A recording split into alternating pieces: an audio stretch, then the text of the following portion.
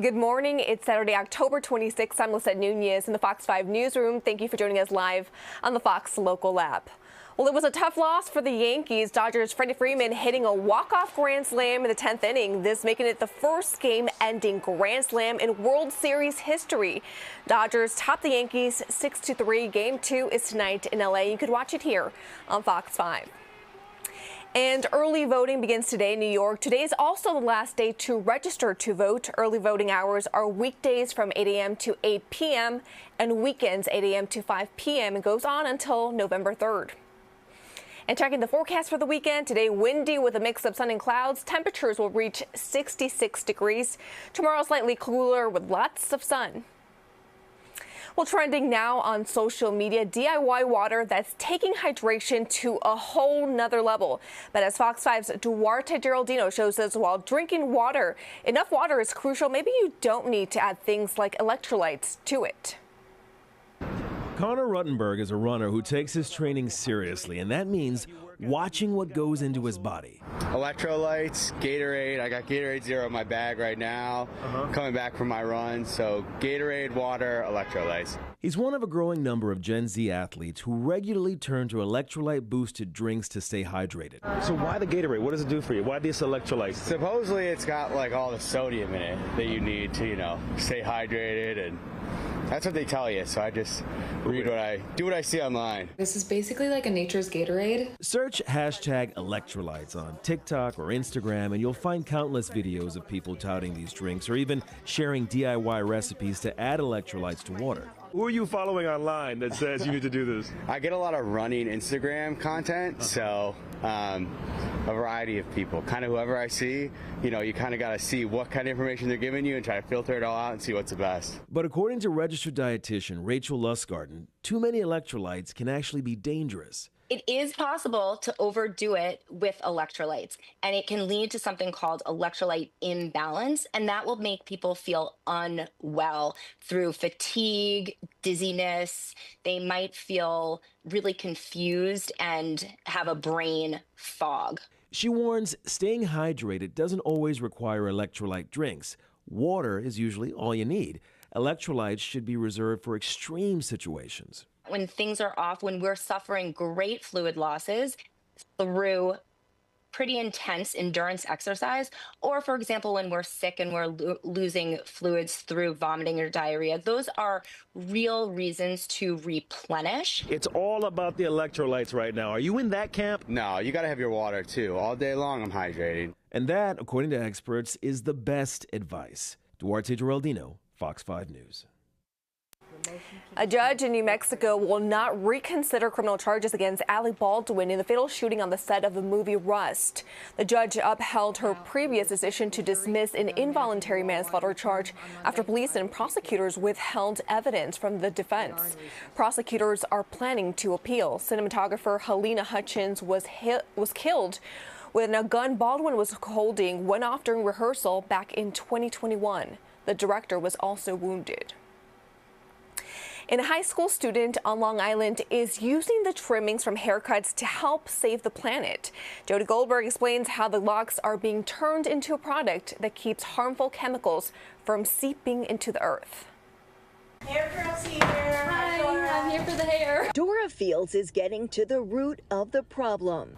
I came here and cut my hair and saw all of this cut hair on the ground, and I just thought I'd love to do something with this. The rising senior at Northport High School has been donating her hair to organizations like Locks of Love since she was little. But when she realized her hair wasn't growing fast enough, she embarked on a new journey to help the environment. Cut into it a little bit. Every Saturday, Dora stops at Jackie Shawn's salon, where snips of hair like these that are typically tossed get saved. That machine right there, we just sweep the hair into it.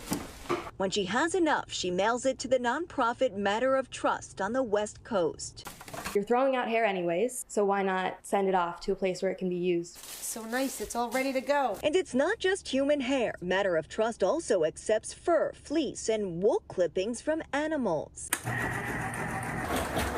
Strands are fed through felting machines to help create hair mats like these. Hair gets felted into mats that can go into storm drains and can soak up petrochemical spills off the road that mix with fog and rain. Hair can also be used as mulch and fertilizer in gardens. Matter of Trust says the best thing is it's free. People can take hair from their hairbrush, their shower drain, their sink drain, and they can put it into their plants. You'll see that plants can take that slow nitrogen release and grow up to 40% more. Matter of Trust has 127 hubs around the world putting the hair to use. And here in the United States, Dora is working with 15 volunteers who collect the hair in their community. I've been in this business for over 40 years, and I've seen piles of hair, and I always thought, besides stuffing pillows, what can you do with that? And she did it. As for Dora's mom, who smiles from the sidelines, she says she's not at all surprised by her daughter's success.